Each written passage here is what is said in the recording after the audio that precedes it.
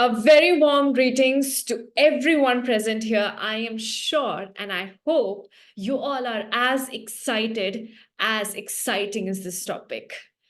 Give in a huge thumbs up if you are excited and if you agree with me. Come on, let's go and let's show our energy, because your energy is going to decide how much you are going to receive from this session today. And yes, it is a very important session, and it does talk about a topic which a lot of people in our society, and most of you, I guess, have suffered from.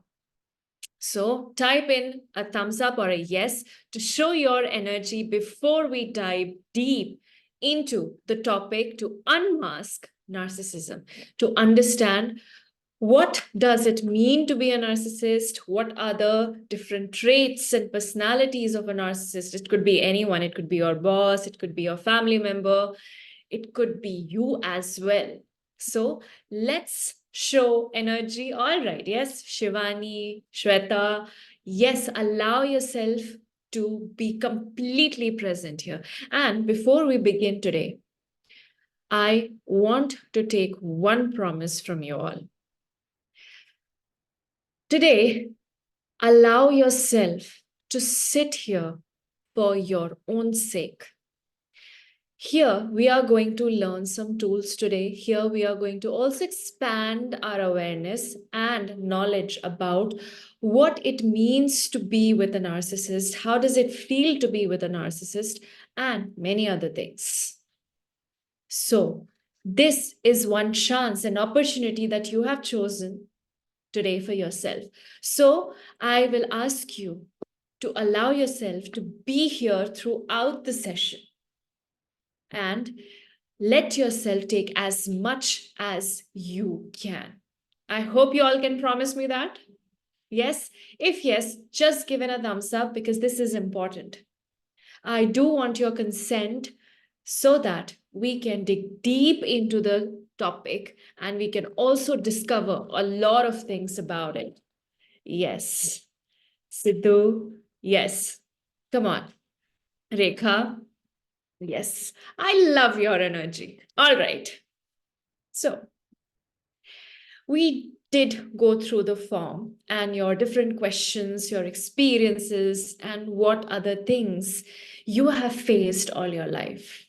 And we hope that all of your questions, all of the challenges, all of the points that you have ever wondered about in your life and that you have mentioned in the form, we will be able to answer them. So, are you guys ready? If yes, then we are going to start off with our topic of the day. But with a promise, remember that we are going to be here with our full mind. We are going to listen to it with full mind for ourselves to help us take a tool out of these sessions. Okay, so with that intention, allow me to share my screen. Just let me know if the screen is visible to you all. Yes. All right. Okay, so here we go. Unmasking narcissism, strategies for handling toxic personalities. You know, all our life, we wonder, why is it that other people who are in problem, other people who are in challenges, they make us suffer from our own demons and exaggerate our problem. I often get a lot of people asking me this question that, why can't this person come in and get themselves healed so that they don't transfer their trauma to someone else? Because since I have married this person, since I have lived with this person, since they have given me birth, from that point of time, all I have felt is emotionally abused. And a lot of us have actually felt that.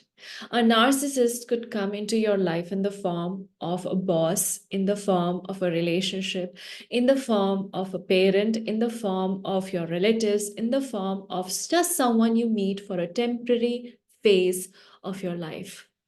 But if that period of interaction prolongs, it can create devastating effects on the person who lives with them. Also, it is possible that sometimes the narcissist or that narcissism, that trait of narcissism could be within us. So let's move forward to really understand and to realize some of the things which go unnoticed in our day-to-day life, and it ends up making us feel completely lost and abused at the end. So, should we move forward? Yes, same energy, same energy. All right. So, moving forward, here is a story with which I would like to begin. I hope you all enjoy stories. Type in the chat box story so that we can begin with it. And I am sure, so that I also know that you want to listen to this story. All right. Well, this is fun. So, as every story begins, once upon a time, there was a child born as the prince of a kingdom. And this child had a lot of potential to flourish, to change, to bring about a lot of creative things into lives, and so much more. But the child was born without having the prior knowledge of in a kingdom which was cursed, like all other kingdoms. So this kingdom too was cursed, and he had no idea what he was stepping into as he welcomed life. And the curse, which nobody talked about, and yet everybody suffered from, were two monsters.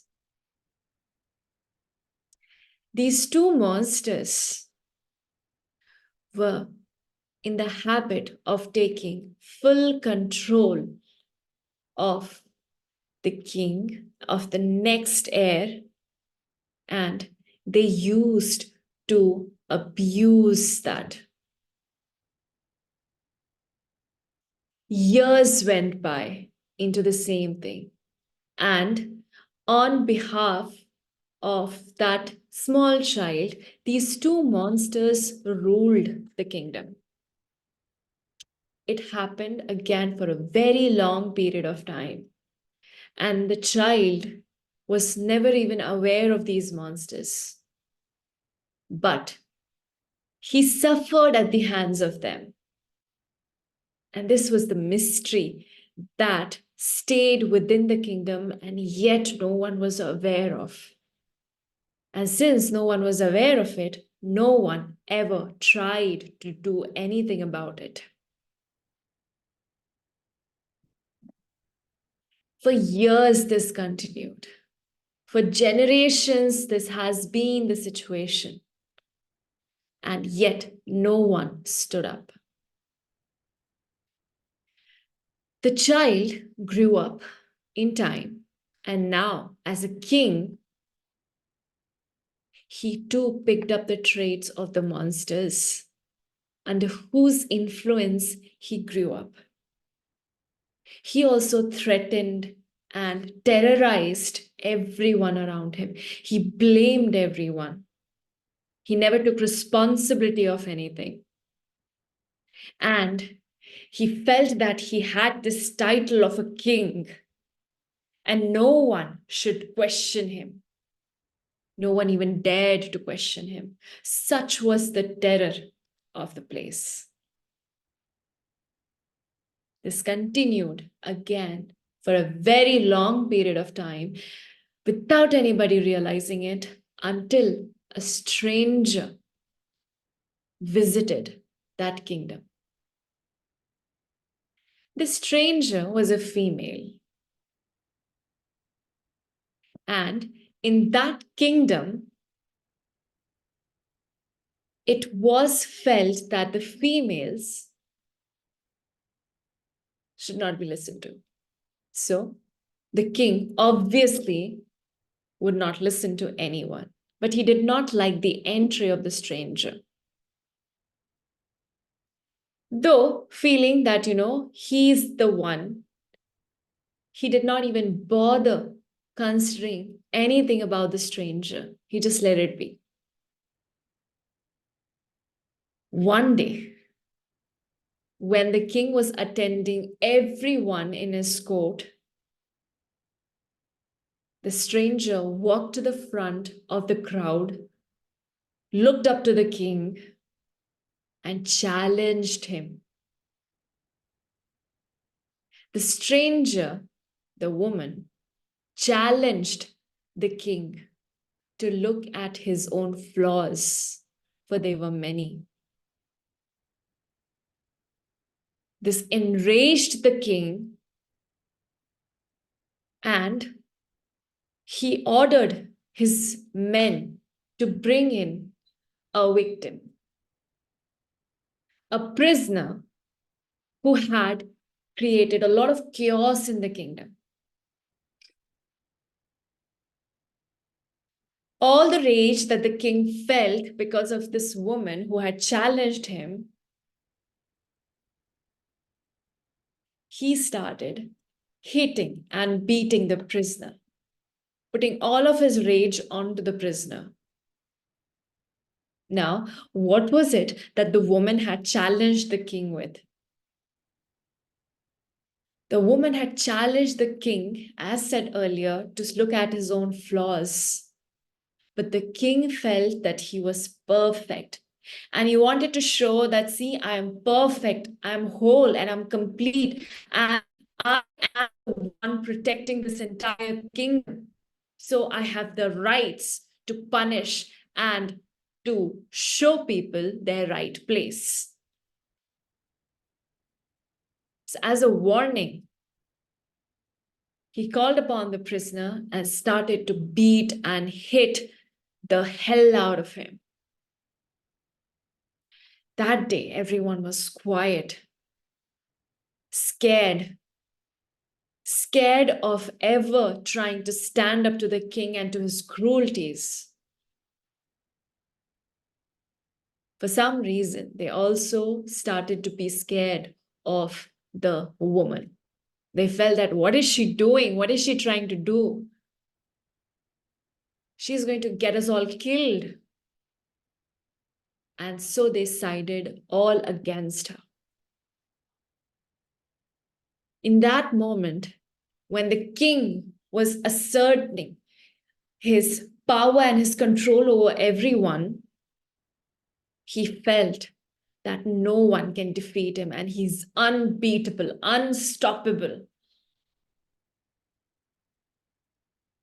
But that same evening, when after the whole hue and cry was over and he had returned to his room, for a second, when he was taking off his robe and everything, he looked into the mirror just for a fraction of a second. And as he did, he was scared and taken aback, looking at the blood splashes that was there on his face. He was also scared for a moment, but he would have never admitted it. He became more and more cruel. And not being able to see his own reflection in the mirror, he decided to break it. So he broke the mirror and he told himself that you are never going to stop again. Remember what life has taught you. And with that affirmation, he went on. He went on destroying, destructing, and creating a havoc in his kingdom without realizing it. until after a few months, it was too late. And he suddenly started to realize and see that his kingdom was actually falling apart from within. The economy was not growing. The people were not performing well. Everything around him started to shatter. Not even his own family and his subjects were loyal to him. He started to feel all alone in his kingdom. And he had no reason to reflect on why was this happening. And as the days and months went by, people started to leave his kingdom. In the initial phase, he was not impacted or affected by it. He was actually very arrogant, feeling and saying to everyone that whoever wants to go can go. And only the courageous will stay with me. But as more and more people started to live because of the terror that they felt in his kingdom, the more he started to doubt himself and the more he started to break from within. Unable to take it any longer, he wanted his men to find out from where and to where are these people going. To solve that mystery, he sent out a minister. With a lot of anxiety and a lot of overthinking, the king was going mad with rage and with isolation. Finally, when the minister came and he told him where all his subjects were going to, he was shocked. He learned that they were all going and living with the woman. The woman's protection that everybody had taken shelter in. It was beyond what he could tolerate. A woman? What does she know about running a kingdom? And he started to show all of his rage around his entire place. He started to throw things, shatter them, and create havoc once again outside. What he felt within, he started to express outside. At the last, he picked up a glass plate and he threw it on the wall. As the glass shattered, a piece of it came beneath his legs. And the king could once again look at his reflection for a second. He was shocked to see what was it that he was carrying. The face, it scared him. And immediately he picked up his leg and crushed the glass, pressing his legs onto it. He called his ministers and he said, we are going to go to that woman and we are going to address her and face her. Let's wage war onto her.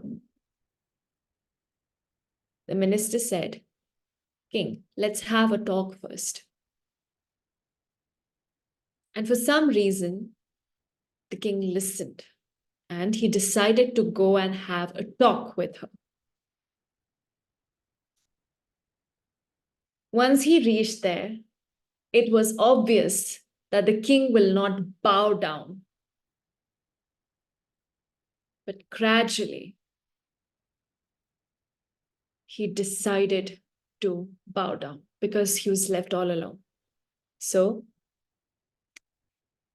the day he went there to meet the woman, the only one question that he asked her was, why did everyone leave me and go with you? Since he had asked her in a very demanding tone, she could not help herself but smile.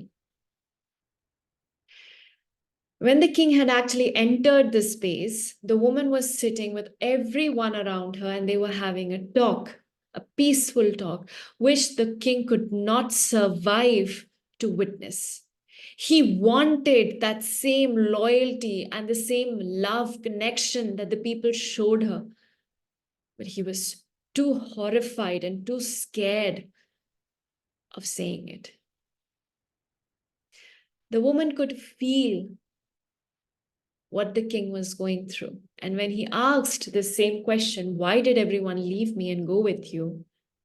All she did was smile and say, allow yourself to understand. And then she smiled again, which infuriated the king. And though he wanted to shatter everything around him, the peace, the calmness, some reason he did not. And he returned back to his kingdom. When he did, he sat with himself for a while. And as he did, for some reason, he felt an urge to have a mirror in front of him, the same mirror which he had avoided looking at for a very long period of time. Finally, he asked his servants, the servants who were left, to bring him in a mirror, and the whole day he sat with it. And as he did, he started to feel his reflection. He started to feel the violence of his reflection, the abuse, the terror, the chaos that he was reflecting onto his skin. At first, it was terrifying and overwhelming for the king to witness that. And he wanted to break the mirror once again. But he stopped because the echo of the word, allow yourself to understand, stayed with him like a chant. He was unable to shut that voice out. And so ultimately, he did allow himself to understand. And that made all the difference.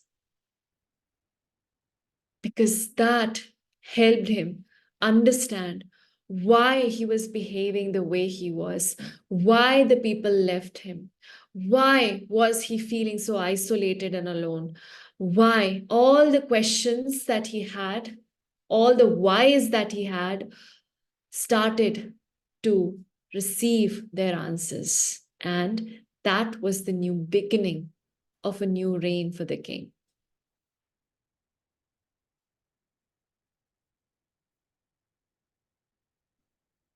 Here is where the story ends, or should I say, it begins. So at this point, allow me to first ask you all, what do you feel is going on with the king, and what are the different things that he realized?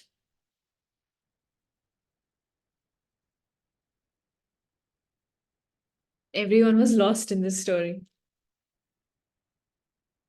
Okay, yes. The king was doing the same thing what the monsters had done to him. Yes.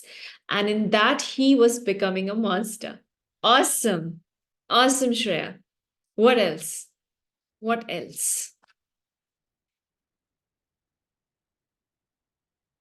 The king was trying to rule everyone and he was not sensitive to them. Yes, he was not sensitive to anyone. His hurts were so real for him that he did not even look outside.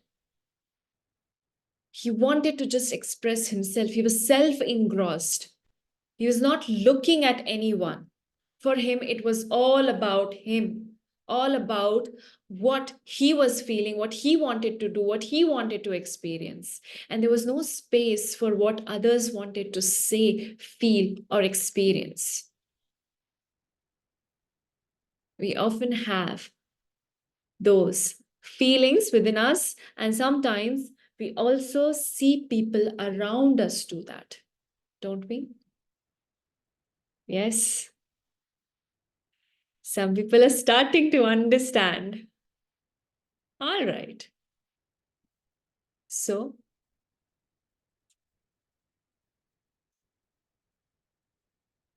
let's see, why should you know about the narcissist? Most of us want to only understand what what are the different ways, what are the different techniques, what are the different methods, tricks that we can use to control our life and not to feel exposed, abused. However, once a wise man had said that if I am given a problem to solve in an hour, then I will spend 55 minutes on understanding the problem and just 1 minute to solve the problem. And this is what we are going to do here as well. First, we are going to understand who is a narcissist and why should I know about a narcissist? Like, what is the significance of me sitting here and trying to understand so many things and trying to know about what are the different strategies to handle it? Why should I? Why can't I just send a narcissist to a therapist and get them to treat themselves? Yes, it would have been much easier that way. But since maybe they are not aware of, or maybe some of them are aware of, so some of them could be here as well. Let's understand the very first question. Why should I know about a narcissist? The simple answer is to protect your well-being and to empower yourself. Most of the times, whenever I have worked with people who have either faced challenges with a narcissist, who have had narcissistic people around them, have often shared that how unfair it is. How unfair it is that I feel emotionally damaged because they are not able to take care of themselves. And it is true. And since it is hard for us to decide sometimes who is it that we work with, who is it that we are as in a company or as in a company of friends or as people around us, it becomes important. It becomes our responsibility to take care of our health. So, despite there being many options, despite you trying to isolate yourself and avoid yourself coming in contact with that other person, it is important to understand that the responsibility of your well-being and your emotional mental health lies upon you. And this is the reason why the people who are attending this webinar are here. It is because you want a tool with you which you can use to help yourself. Because remember, when the storm is there, then, and there is a storm, just imagine that there is a storm and you are in the middle of the storm with your own ship and you are the captain of it. No outside help can help you. In that particular moment, it is only you who can save yourself with the skills that you acquire. So this is one of those skills to understand so that you can navigate your way through it. Before we learn a game or something, a new skill, we try to understand, right? Why am I learning this skill? What are the different things that it will help me to do? So the very first thing is to understand that this is for you. Why are we understanding about the narcissist or narcissism is because we want to equip ourselves with the right tools. All right. So allow yourself to type in a quick yes if you all are ready to empower yourself and to heal your own self, to allow yourself to take care of your well-being. Are you ready? Energy. Are you all ready? Yes. So here we go.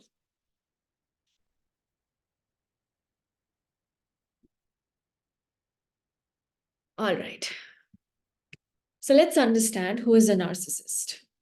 Like, how is this narcissist actually made? And what are the different traits of this narcissist?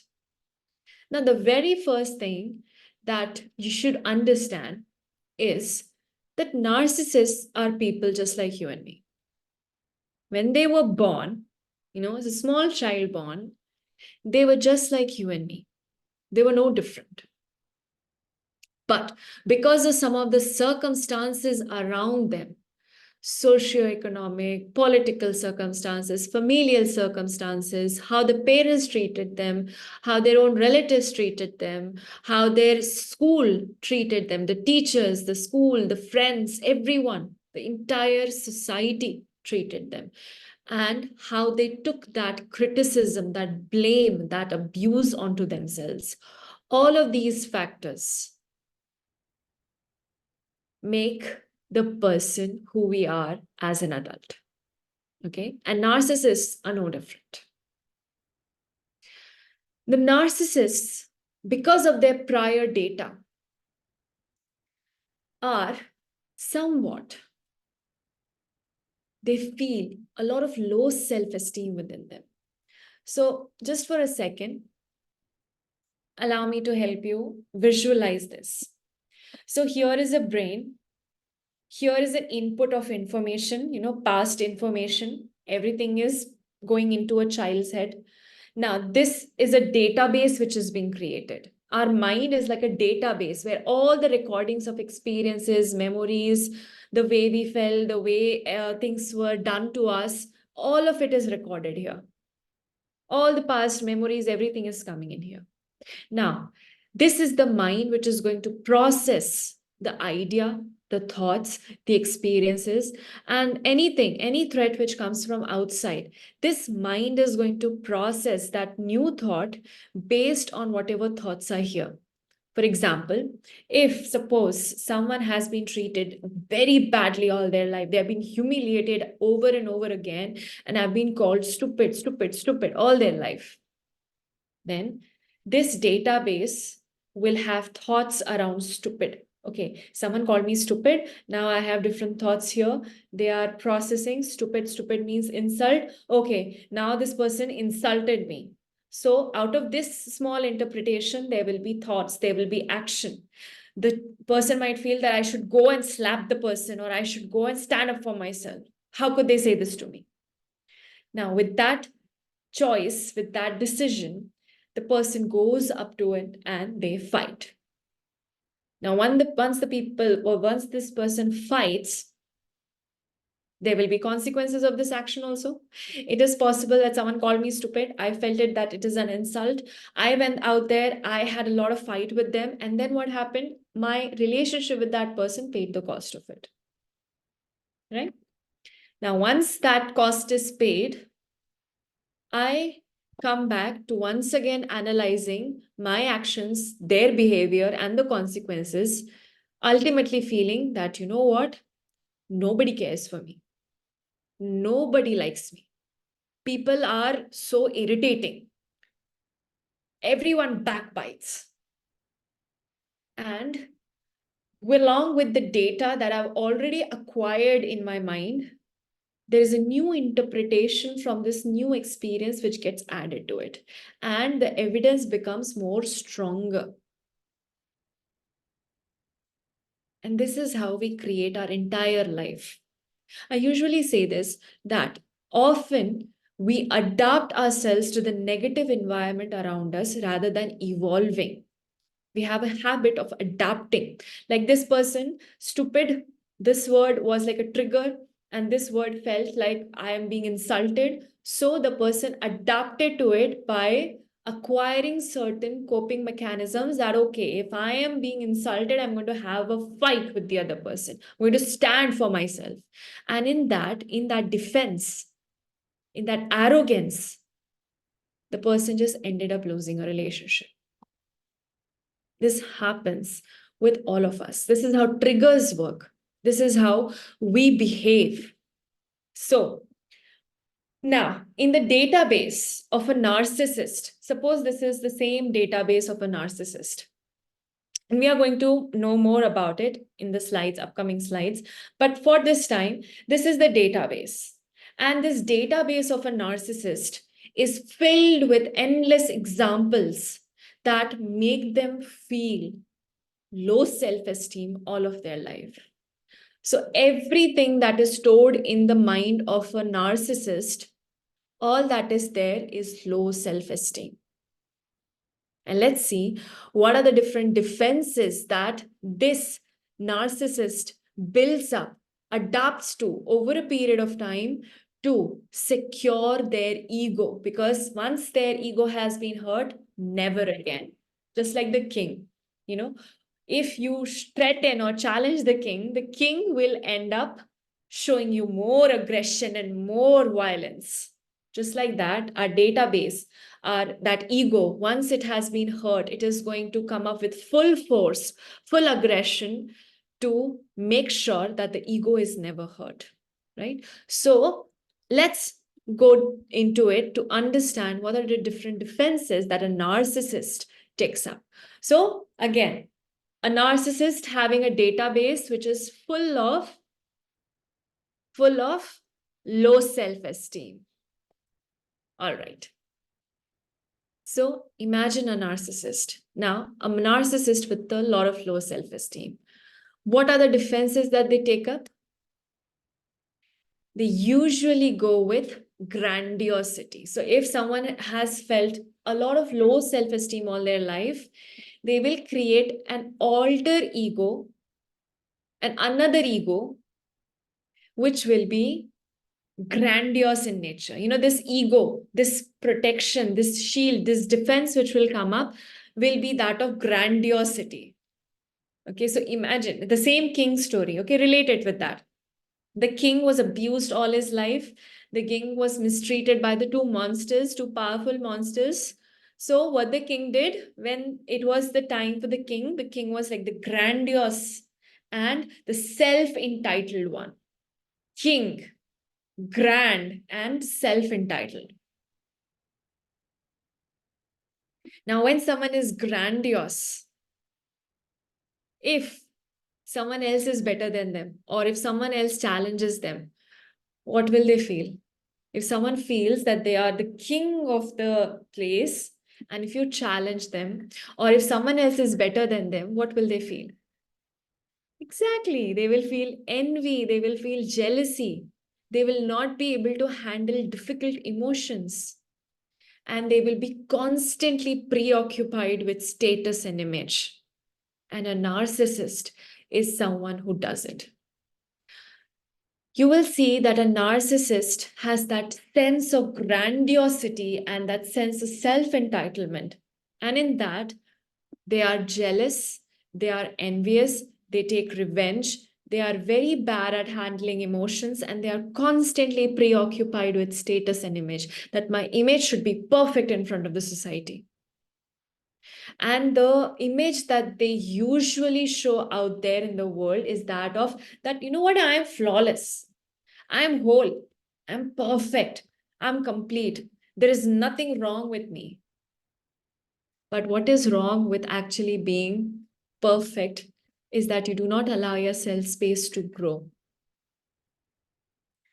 And because of the low self-esteem that they have, because they know that there are many flaws. If you remember the king looking at himself in the mirror, the king actually did not want to see the mirror. So what he did every time, he shattered the glass. Every time the mirror came in front of him, he shattered the glass because they have very fragile egos. If they see someone excelling them, they will immediately be hurt and they will take revenge. They will be envious. They will be jealous. Now, when I say this, I want to take a short digression here and I want to mention this out. Just because if, you know, in normal life, you could be feeling jealous or envious, do not imply that I am a narcissist. Please don't do that self-analysis. Envy and jealousy are very natural and normal emotions that all of us have naturally. But when we look at a narcissist, these are the traits that in a narcissist you will find exaggerated. And most of these symptoms will be found together. So based on one or the other thing, do not identify with it in the wrong sense. All right. This is where we are just understanding the psyche of a narcissist. Is that okay? Just give me a thumbs up if that is okay. Yeah. Once again. Okay. So once again, the thing is, there is a note here that when we talk about these different traits, understand that we are somewhere analyzing and understanding what or who is a narcissist. What is narcissism? Instead of you handpicking certain things, putting it onto you that, oh, you know what, I am also envious and jealous in some situations, then I might be a narcissist. No, don't do that. Allow yourself the freedom to be who you are. And if there are certain traits of it, then allow yourself to get proper guidance, professional guidance there. Okay, don't go ahead and declare yourself to be something. Here we are just discussing a trait, right? And we are trying to understand what could be some of the ways for us to navigate through it so that we can deal and strategize, handle toxic personalities around us. Is that okay? Just give me one thumbs up again. All right. It's okay, Shreya?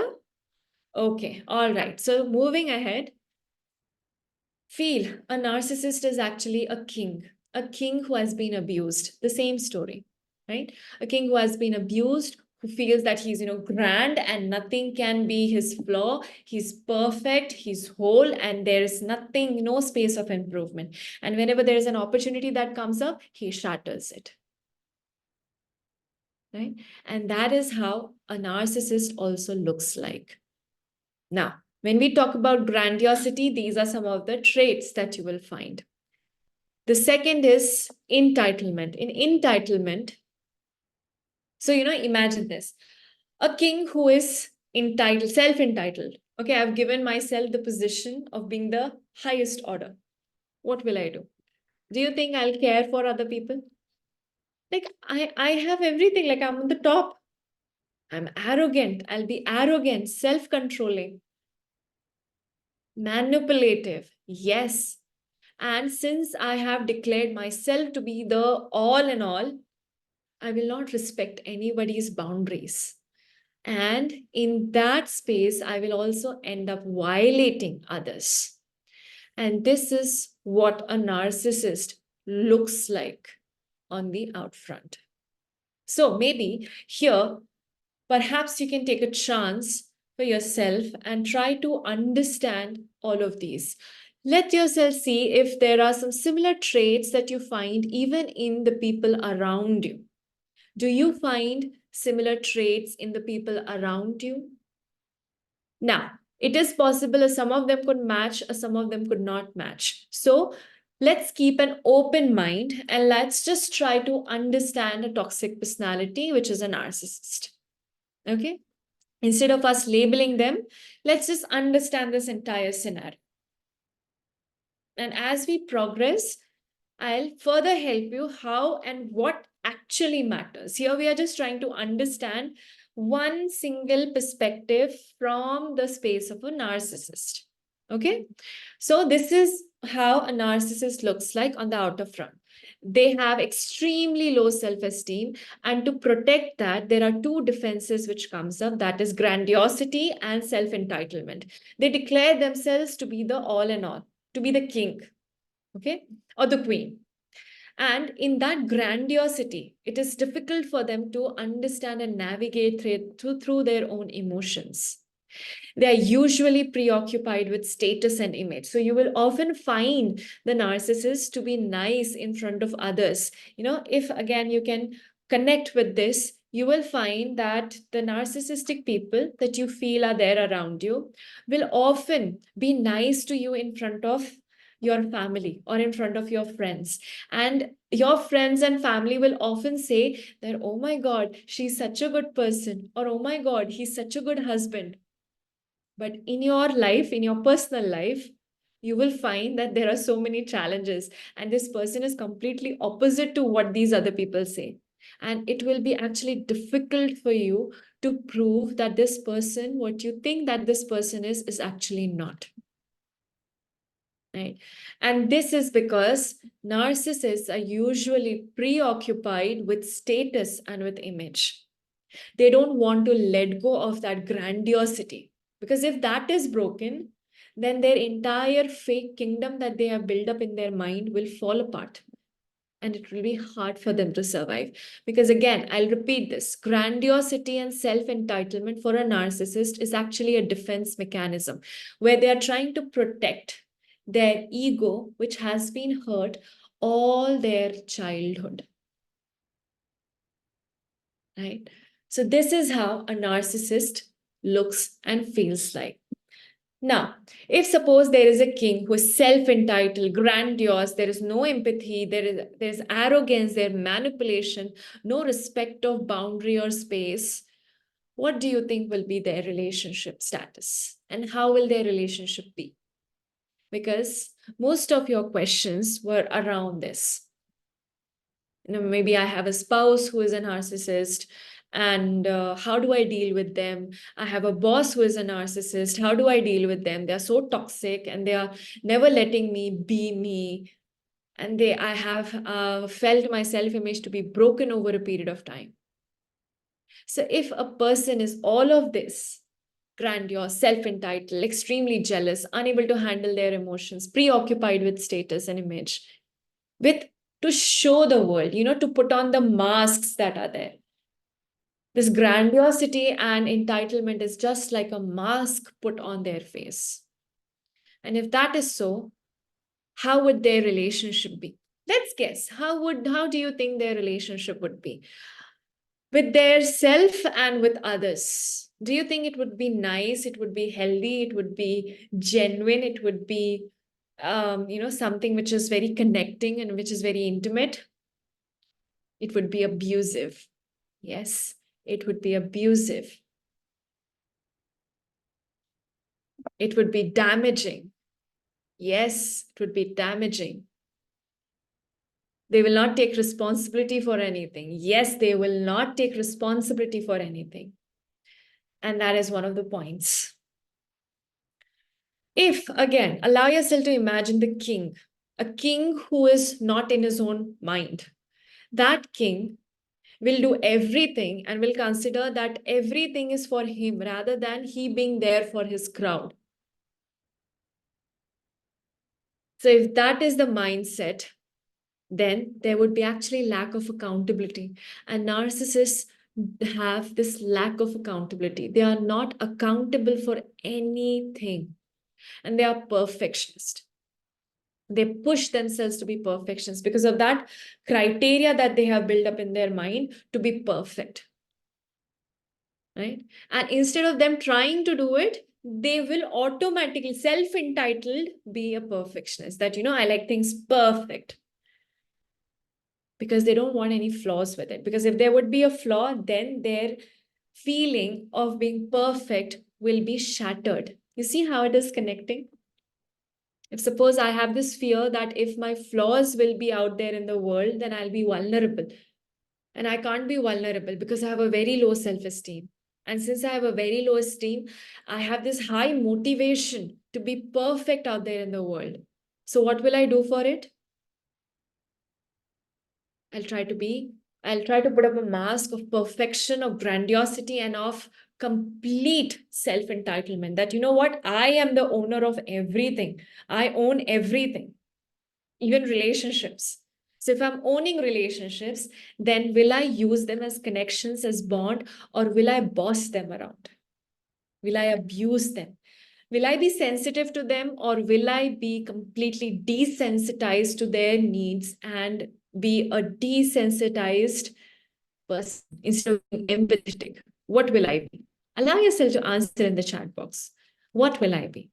Yes, I'll be an arrogant, desensitized person who has no responsibility towards the other person. And this is how they are with the other people. Since they have no accountability, they always stay at zero relationship with zero responsibilities. And now you might wonder that, no, you know what, I have a husband or a wife who is married to me. So how can we say that? But if you are someone who is, then allow yourself to reflect. You can just take some time, because it is possible as we go through this, you will have a lot of realizations. So allow yourself to have those realizations. Because someone with zero responsibility, and why do they have zero responsibility? There is even a logic behind it. The reason why they have zero responsibility is because they don't want to connect with people. They don't want to take responsibility because they don't want to be accountable for it. Because what if something goes wrong?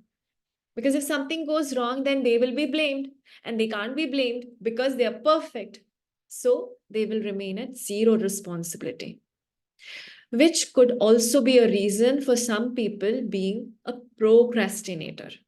Now, again, when we are talking about a narcissist, we are talking about this particular trait and what are the different angles of it that can go into that trait of a narcissist and how that narcissist is made. This is what we are discussing. So, once again, I'll say this based on what we are sharing at this point of time in terms of small, single traits.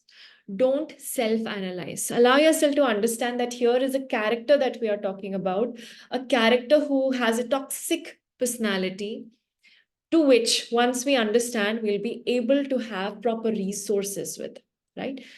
And how to deal with them. So don't go self-analyzing, but just let yourself understand and be open to understanding and possibilities. All right. So along with zero responsibility, they have interpersonal exploitation. Right? Remember, self-entitlement, grandiosity, self-entitlement. The two defenses, because of it, many of the other challenges. And because of this, their relationship with themselves, with the people around them, is zero. And if there is zero relationship, there are two things. They will not ever take responsibility of the other person, never be accountable for it, and never respect the other person. They will always boss them or abuse them around. Because of this, narcissists not only end up abusing others, but they also abuse themselves. And they stay with this feeling of this chronic emptiness. Again, you can go back to the story of the king. The king had driven everyone away from him because of the violence. He had also driven away himself in the starting because he did not want to look at himself in the mirror. So, what he did, he first actually shunned himself. And along with it, gradually, he shunned everyone around him. So, this is what a narcissist actually does. The self esteem is so low, the self esteem of a narcissist is so low that they don't even accept and embrace that other part of themselves, which is actually weak, vulnerable, and not perfect. So, how would they actually accept the people around them? And this is one of the biggest reasons why narcissists end up creating enemies out of their relationships. And this hurts two ways. It also hurts the people around them, it also hurts themselves. So, if someone was here just to villainize the narcissist, maybe you will now understand why a narcissist is the way they are. They show that they are grandiose, they are hateful people. You can't be friends with them, you can't have relationship with them, and actually you can't until they break from their sense of grandiosity, that king's image, that no one is above me, I am whole, complete, and perfect. Once they break from there and they allow someone into their world, they will actually start to change. Most of the times, narcissists don't allow themselves to transform because, again, they want to protect other I am whole, complete, and perfect idea. But if they do, their healing will begin by helping them overcome their low self-esteem. So if some of you are feeling that I have these traits, then I will ask you to allow yourself to work on your low self-esteem. It is okay. Coming back, let's move forward. Now, I'll digress here a little bit because it is important. Most of the times, I've often seen spouses getting confused between their partners being narcissistic and this borderline personality. So instead of us thinking about the heavy terms that are there, let's just understand the concept. See, whenever someone has extremely low self esteem, it is not just that they will all turn out to be a narcissist. Some people actually work on their self esteem, low self esteem, and they build themselves up over a period of time and they change, they transform. Some people, they will end up being narcissists. Some people will end up being borderline personalities, or someone will end up being something else. There are different possibilities of what low self-esteem can actually do to a person, which is why it is important to work on your self-esteem and your self-image, no matter who you are, no matter what is it that you have gone through. If your self-esteem is damaged, you need to work on it because it will create endless number of problems. However, since we are talking about narcissism here, this is how we are going to go. But I'm digressing here a little bit because it is often difficult to differentiate between the two personalities, the narcissistic personality and the BPD, which we call, right? So just to slightly introduce this topic to you, to help yourself understand and to give yourself this possibility that we are not just talking about one thing, we are talking about different personalities.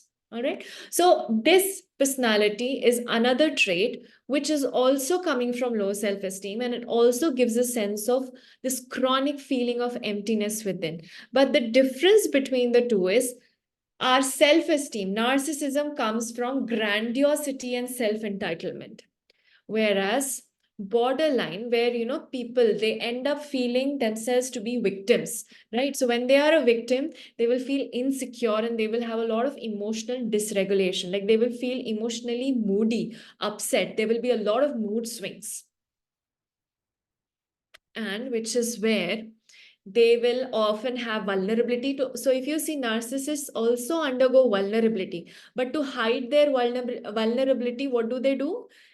They show grandiosity. Here, the person will actually feel insecure, and there would be visible vulnerability. There will be fear of abandonment.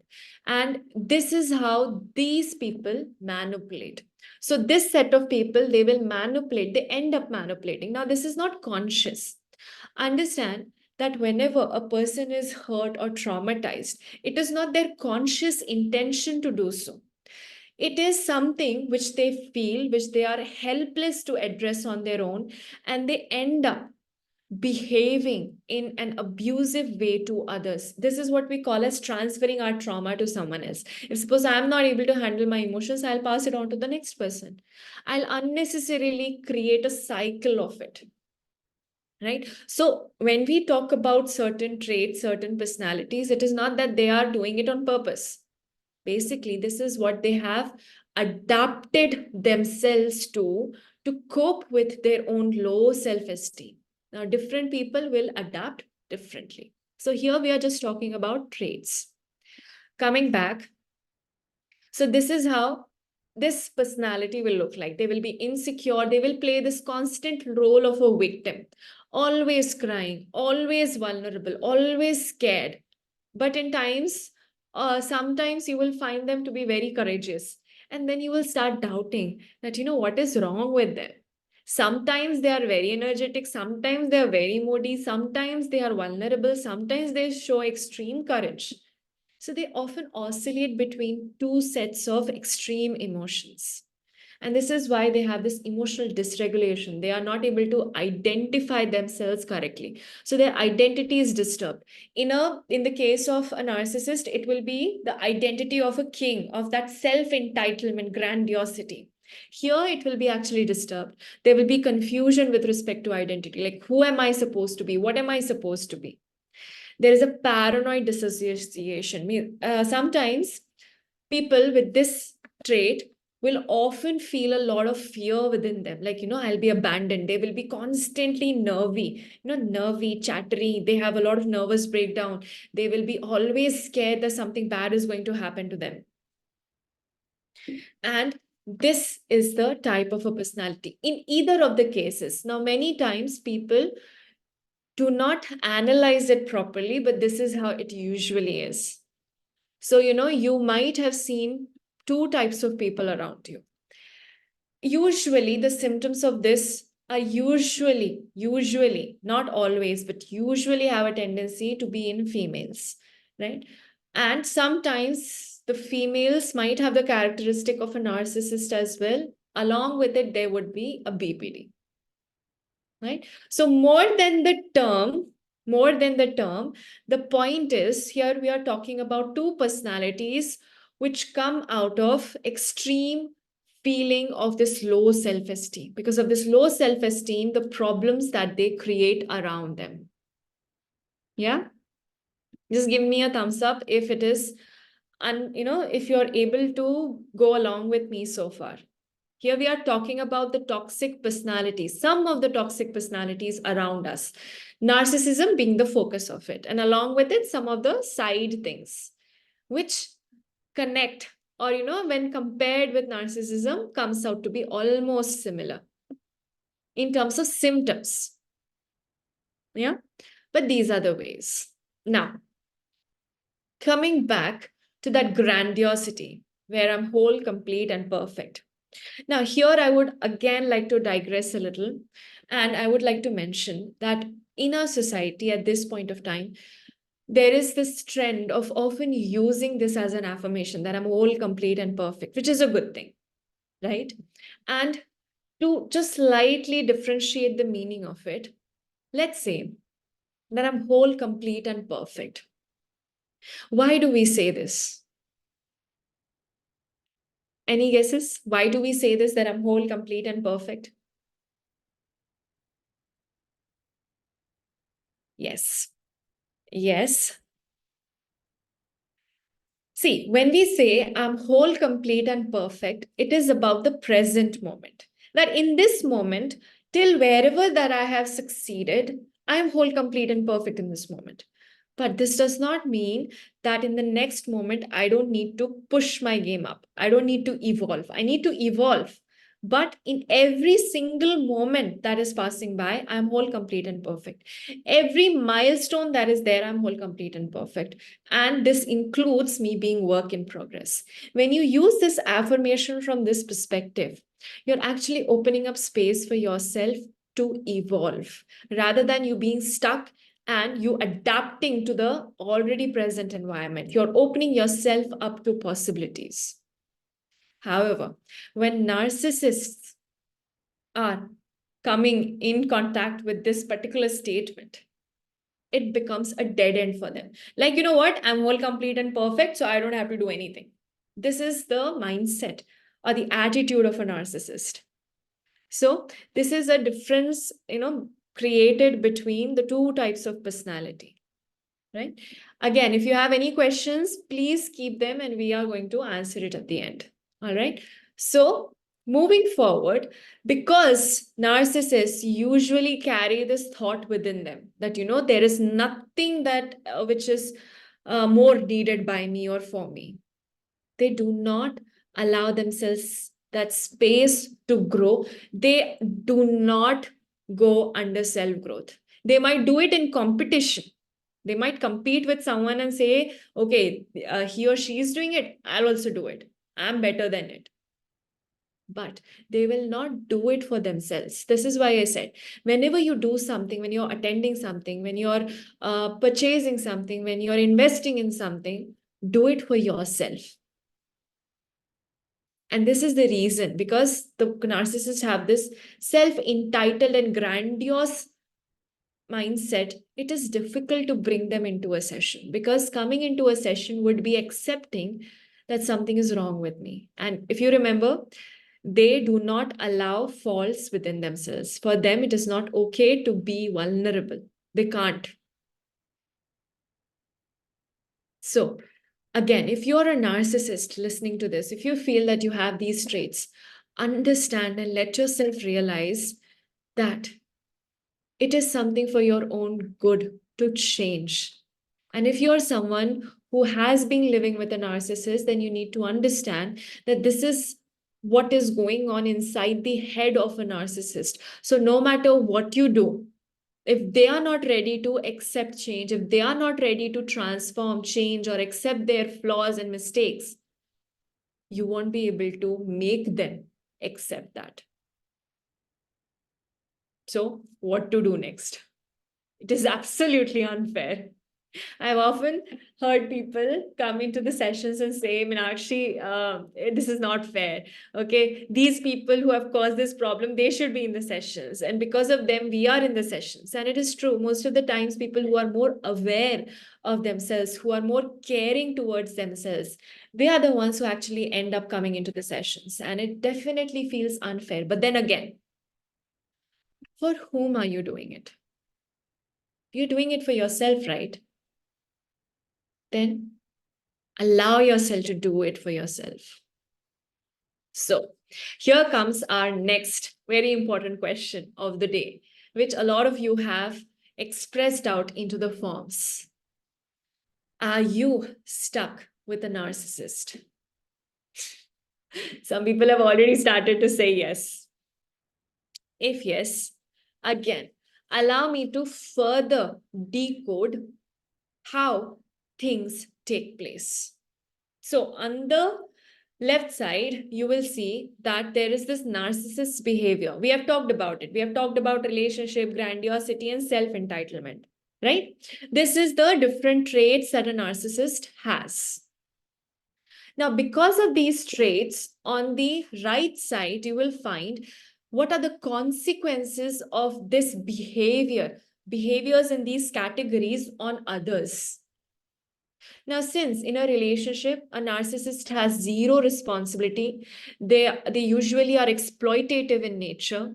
The other person often ends up feeling isolated, gaslighted. Gaslighting is where, suppose you do something is said to you, like, like this glass, I have kept it here and it is dirty. And then I will say that I'll keep this glass somewhere else as well. Wait, let me take another example. Yeah, suppose somebody hurts me. Okay, somebody says something to me. And then when I try to say to the person that you hurt me here, the person would be like, when did I hurt you? I never hurt you. I never said this. And when this happens over a long period of time, you actually start to feel the doubt coming up within you. Am I going crazy? Am I the one who is wrong? Am I the one who is to blame for everything? Am I the one who is the root of all the problems? Narcissists usually end up making their partners feel gaslighted, isolated, emotionally distressed. And obviously, if you are constantly breaking down the boundaries, the personal boundaries of someone, the other person will feel low self-esteem, insecure, hurt, and abused. So, you see, the low self-esteem of the narcissist is transferred to the victim now, to the partner. Because often when we are in the space of partners or when we are in the space of being children, it hurts us. And we are going into the relationship thinking, oh, they are my parents. Oh, he's my spouse. Or she's my spouse. We are here to live together. But the narcissist is thinking from a very different perspective. The narcissist is thinking from the perspective of that grandiosity, king. So these are the challenges that gets into the space. Now, the second one, grandiosity. When the narcissist acts like a grand person, that, I am the king, the other person can again start to feel the doubts of, okay, so if this person is so important, and most of the times, partners end up helping others, supporting others, look at their dreams, finish their dreams, achieve their dreams. And in the end, they feel all used and abused. So in the meanwhile, when the narcissist is trying to build their career, be successful, their partners or the people who have supported them along the way could feel a loss of identity. So this is about the people who stay with the narcissist. They feel isolated, alone, abandoned, gaslighted, emotionally distressed and abused, have low self-esteem, insecurity, always hurt. They have this low self-identity, loss of identity, emotional distress, low self-esteem, again, insecurity. And coming to the third point, if again someone who is carrying the self-entitled mindset, they will be exploitative to the other person. They will carry on the cycle of abuse. And most of the times, as I said, often in terms of spouses, what happens? They end up supporting one person. So one person grows and succeeds, but the other person feels completely drained over a period of time. They feel completely financially dependent on the other person. And this happens most of the time. So a lot of you, yeah, a lot of you could be associating and could be connecting to this. And once that dependency is built up, it becomes even difficult to leave. Because how can you leave your king? How can you leave someone to whom you have pledged your allegiance throughout life? You have never said no. You have never set boundaries. You've always allowed the other person to emotionally abuse you. And this is why we feel completely emotionally exhausted, drained, and not knowing, feeling lost what to do. Now, if we have to summarize this, then what people go through: gaslighting, emotional, again, on the left side, you can see the similar table: gaslighting, emotional distress, low self-esteem, loss of identity, cycle of abuse, difficulty in leaving, a lot of dependency. How it damages these people and how does it look like? In short, it looks like emotional abuse. It feels like a damaged self-image and complete helplessness. So, if you are someone or if you have someone around you who could be in a narcissistic relationship, you will feel and understand that they are emotionally abused. Their self-image is completely damaged. That is why they have no self-esteem and they are helpless. They're completely trapped in the relationship with a narcissist. And now you will understand why. So from where it begins and to where it comes. This is how the cycle of this abuse is transferred to the other person. Now, what to do about it? So in the end, if you see, people living with a narcissist would feel emotionally abused, damaged, self-image, helpless, not knowing what to do. And the problem of the narcissist is that they have extremely low self-esteem. The answer to your question is actually in your problem. It should be 3. So here are the 3 biggest consequences of what ends up happening. So let's again understand. We began with narcissistic traits. Why or what goes on in the mind of a narcissist, what those traits does to people, what those traits, whatever that is done, it ends up being, in short, in conclusion. And when they undergo these things, what are the consequences of it on themselves? So suppose I'm someone who has been emotionally abused, self-damaged, I've lived with a narcissist and I'm feeling this. So how will I now start thinking? First of all, my self-talk will be extremely negative. It will be extremely negative. I will have no hope. This is where we go into depression also. Next is I will start saying this to myself over and over again. Then what is the point of doing this? And most of the times, the victims of narcissists do this. They stop enjoying their life. They stop looking forward. They feel drained. They have extremely negative self-talk. They are constantly blaming themselves. They are constantly doubting themselves. Their identity is completely shattered. And they feel that they have no personal space. And if you remember where we talked about the narcissist and the borderline personality, most of the times The narcissists build characters, or their victims are usually, or they have traits of the BPD, because they are insecure. BPD, if you remember the borderline personality, this second one, this one. So the victims of a narcissist almost have feelings and emotions like this. They are vulnerable, fear of being abandoned, their identity is completely disrupted. They end up, if now what these people will do now, BPD, now how they transfer their trauma to other person. If suppose they meet someone else after living with a narcissist, what they will do is they will want to get attached to the other person, because to feel the peace, to feel the power, to feel the safety. So they will idealize them, and at the same time devalue them as well. Strange but true. Allow me to help you understand this. So suppose someone has been made to feel like a victim for a very long period of time, and they have this mood swings and a lot of other things. So what they will do is they will want to connect with someone who's more powerful, so that they can be saved by them. A princess in the castle. So they want to be saved by them.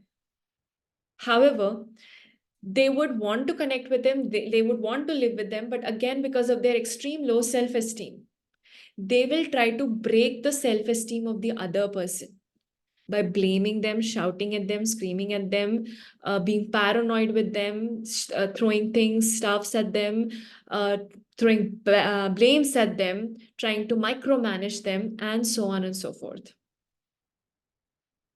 And in this, the person who lives with a person who's very vulnerable, scared, afraid, paranoid, also ends up creating their own victims, who again feel another set of cycle of emotions. And this continues, right? So in short, a narcissistic personality could have a victim who would look like a personality who has BPD, a borderline personality, where there's a lot of insecurity, vulnerability, fear of abandonment, and so on and so forth. Now, what do we do again? As I said, if you are someone who has reached a stage of feeling that there is no point of doing anything, there's no point of enjoying this, there's no point of being happy, there's no point of going out, there's no point of dressing up, you are actually going into deep depression. It is actually a very scary stage where you're not looking forward to life. And if your self-talk is extremely negative, then again, it is a red flag for you. Because now the solution of it is in the problem. You need to allow yourself to step up and figure out ways to enjoy your life. You need to find out solutions and resources that will help you enjoy your life. And you need to stop considering the narcissist as your well-wisher. You need to understand that they are under an influence of a trauma. And that trauma will break only if they are ready to break it. In the meanwhile, why is it that you have stopped living? Why is it that you have stopped exploring and expanding your life? Because this is your responsibility. You need to first get yourself into the space. You need to first allow yourself to enjoy your life. Because suppose you leave going out, you stop doing things because there is a lot of chaos in the house. Ask yourself this question: has your leaving that activity stopped or taken care of the problems? Most of the people, they say that I've stopped going out because there's a lot of drama. So instead of fighting all of that, I have just stopped going outside. Ask yourself, did the other person give anything up for you? Will anyone leave one single habit for you? If not, then why have you left your happiness? Because before doing anything, you need to understand and allow yourself to regain the enjoyment, this consciousness of enjoyment of life. You need to enjoy life. And you need to also work on your self talk, because at this point, it is negative. It could be negative. And if it is, then you need to start working on that by understanding where have been the problems, and was your self talk like this before you met certain person. Now if you are someone who has grown with a narcissist, then you need to change your entire program with respect to it, and this is important, right? And if you are going to ask me what are the different techniques and skills and this and that, see, at this point, what I would say is allow yourself to first see what are the small actions that you can do to bring yourself up on your own. Okay. Allow yourself to go through different things, because, in short, this is the problem at which you should be working on. You should allow yourself to enjoy life. You should allow yourself to change the self talk, because understanding that your self talk is negative because of this reason, you need to question yourself. Do I have proof for it that I am not good enough, or this is what I've been told all my life? And what are the different evidences, fake evidences that I've been given all my life? Is that normal, or is that specifically something that I have failed at? Because these questions, it is important for you to intercept that negative talk. And once you do it, once you are able to do it, you'll be able to break that trance of abuse. And the third most important thing is you need to stand up to create your own boundaries. It is very important. Right? So, in short, this is your actual problem that needs to be looked at. And here is where you will find your solution as well. Right? And with this, I will really, honestly, and genuinely say this. If you feel you're extremely stuck into this problem, then please get professional help. And the reason to say this is because you can have, like, there are two options. You can either go on trying to understand and resolve the challenges, fail at it, again try it, do it, and eventually drop it. Or you can save time for yourself and get the right help at the right time, because it will go a long way. Most of the people do not realize the significance of it until it is too late. And by that time, the most important thing that people lose is time. So, if you feel you're able to address it on your own, these challenges on your own, then well and good. But if you feel at any point that you need external help, then allow yourself to get professional help, because it will be worthy. And here, if you feel like you would like to work with me, I would I would be most happy to help you out. I would be most grateful to be a part on your transformational journey, to be a part of it. So I'm not selling here any hope. I'm not selling here any product. All I'm doing is allowing you, asking you to allow yourself to understand your actual situation, condition, and act accordingly in your favor. Right? So this is the only reason to share this. And if you feel you would love to work with me, you're most welcome. And with that, I somewhere rest this webinar. I hope I was able to add value. And now I would love to open the platform for questions.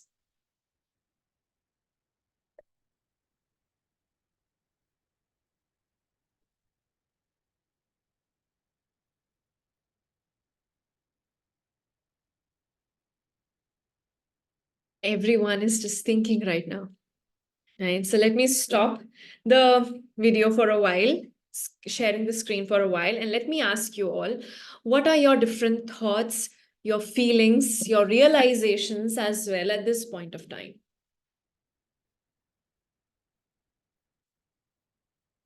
Yes, it was a lot to take in. And yes, definitely take your time, allow yourself to process it because this is who you're dealing with. Always remember that story of a narcissist. You all will get the recordings of it as well, but always remember the story of that narcissist, the king. A self entitled, grandiose person is who has gone insane. That is your narcissist. That is who you're actually dealing with. And this is why it is actually difficult to make them see their problems, their flaws, their challenges. And if you're stuck in a situation like this, then the very first thing that you need to do is not change that person, but allow yourself to understand what are the damages that are done to you and start working on it. Because instead of shattering the mirror for yourself, first build your relationship with yourself and then move out to do something about them. Because damages are caused along the process. But how you work on it is absolutely and completely your responsibility. Right? So, yeah, any questions? Yes, definitely. You can ask your questions even after this session. You can drop your questions in the chat box. You can drop your questions. You can DM those questions and you can do it. Absolutely. Yes, you can allow yourself to grow through the recording once again and come up with your own questions. Now, yes, now till the people who have stayed till the end and the people who have watched till the end, here is one bonus for you that I would like to give from my side if you're willing to work with me. If you are someone who is actually serious and who does want to take this chance, and you're serious about this chance, then I would love to offer you this one-on-one discovery call. Everyone who has registered for this, registered people. If you have registered for this is a bonus that I would like to give from my side to avail this one-on-one discovery call where you can sit with me, talk about the challenges that you're going through and try to understand how is it that I can add value to you if you would like to work with me. So here is the bonus for you all, and do connect with us. You can share your questions with us even later. You can DM your questions. So you can just allow yourselves to connect with us. If you have already not been added to the group, allow yourself to scan this and just DM us and we'll add you to the group. And people who would love to connect with us even on different platforms, please go ahead and connect with us even on Instagram, LinkedIn, and all the other places. We would love to keep adding value to you as long as you allow us to. And with a lot of love and a lot of energy, I would like to end this particular webinar. Thank you so much, everyone, for being here, for participating, for being attentive. And let's see what else is possible and how does it get better than this. Until we meet next time, stay safe, reflect, and be productive. Have a wonderful day ahead.